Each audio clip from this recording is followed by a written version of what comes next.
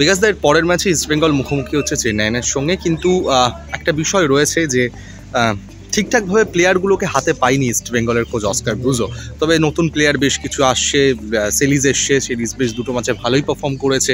এরপরে Rafael Messi বাউলি বলে একটা ক্যামেরুনের ফুটবলার তাকে নিয়েছে, তিনি কেরালা ব্লাস্টার্সের হয়ে একটা মৌসুম আইএসএল খেলে গেছিলেন।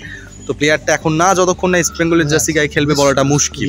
তবে নামের মধ্যে মেসি রয়েছে, এটা কতটা একটা মানে না দেখো, এই নতুন প্লেয়ার তো আমি কেরল ব্লাস্টার্সেও খেলা দেখিনি, সুতরাং যতক্ষণ না সে মাঠে নেমে খেলছে, যেমন এই প্লেয়ারটা সেলিস যেমন প্লেয়ার, ভালো প্লেয়ার, সে গুড প্লেয়ার, বল ধরা ছাড়া এভরিথিং ইজ গুড, মানে ভালো প্লেয়ার। এবারে ওই খেলুক, ও মেসি খেলুক, নামটা মেসি আছে, একটা আলাদা একটা চাপ থাকবে, একটা চাপ থাকবে একদম। এখনো স্টিল আমার মনে হয় না যে আমরা 6 থেকে বাইরে বেরিয়ে গেছি, আমার মনে হয় না। বাকি কটা ম্যাচ জিতলে পরে হতে পারে। তবু আমি বলবো যে এই ম্যাচগুলো আগামী 9ই মার্চ বোধহয় আমাদের টিমের সাথে খেলা রয়েছে, সেই ম্যাচটা খুবই গুরুত্বপূর্ণ। এএফসি কাপের কোয়ার্টার ফাইনাল খেলা।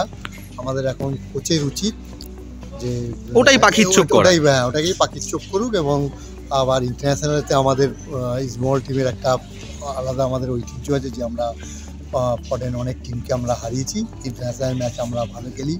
রিসেন্টলি আমরা এএফসি কাপের গ্রুপ লিগ থেকে কোয়ালিফাই করেছি। ভুটানের যে কটা টিমকে আমরা হারিয়েছি, সে কটা টিমই বেশ শক্তিশালী টিম, এবং আমার মনে হয় আইএসএলের যে কোনো টিমকেই পুরা লড়াই করার মতো বাকি তিনটে টিম যে তিনটে হারিয়েছি আমরা, তাদের ক্ষমতা রাখে। সুতরাং কেউ যদি বলে যে ফ্লুকে আমরা জিতেছি, এটা বাজে কথা। আমরা যে রেফারির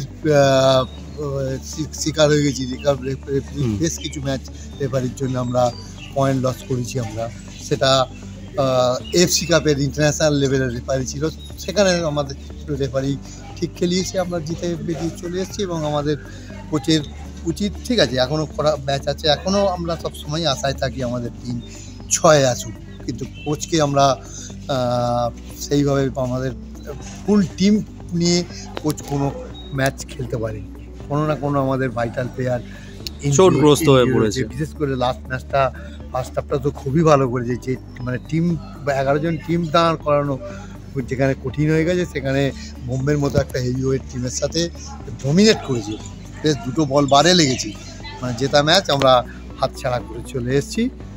কোনো জায়গায় একটু আমাদের সবসময় যে ভালো খেললেই টিম সবসময় জেতে, এটা মনে হয় না। কপাল যদি সাথ না দেয় তোমার, তাহলে কিন্তু মুশকিল জেতা আর কি। যাই হোক, এবার এই এএফসি কাপটা পাখির চোখ করুক, যদি আর একটা ইন্টারন্যাশনাল লেভেল থেকে সাকসেস আসে, আমরা সেটাই আমরা এখন আশা করি। বিকজ মানে হিজাজি তো পুরোপুরি সিজন থেকে আউট হয়ে গেল, চোট লেগেছে হাঁটুতে। মাদি তালাল তো আর ফিরতে পারবে না। সল ক্রেসপো আনোয়ার একটু ভরসা, সুস্থ হচ্ছে আস্তে আস্তে। বা হেক্টরকে নিয়েও একটা রয়েছে যে খুব স্লো, মানে সেইভাবে লড়তে পারছে না।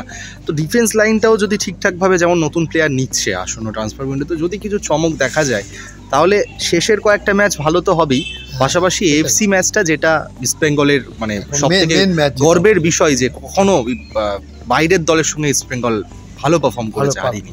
তো সেই জিনিসটার দিকে লক্ষ্য রেখে এখন এগিয়ে যাওয়া। এখন সবসময় এটাকে বললাম, আমাদের এখন মেইন টার্গেট হচ্ছে আমরা তুর্কমেনিস্তানের টিমটাকে আমরা কোয়ার্টার ফাইনাল ম্যাচ, এইটার জন্যে এই ম্যাচ, বাকি ম্যাচগুলো প্রস্তুতি ম্যাচ হিসেবে খেলুক, এবং ওই ম্যাচটা যাতে জিততে পারি আমরা, সেই চেষ্টা করি। কারণ কোচ আমাদের প্লেয়ারদের একটা, আজকেই কথা বলছিল, আমার খুব ভালো লাগছে, মানে প্লেয়ারদের উনি তো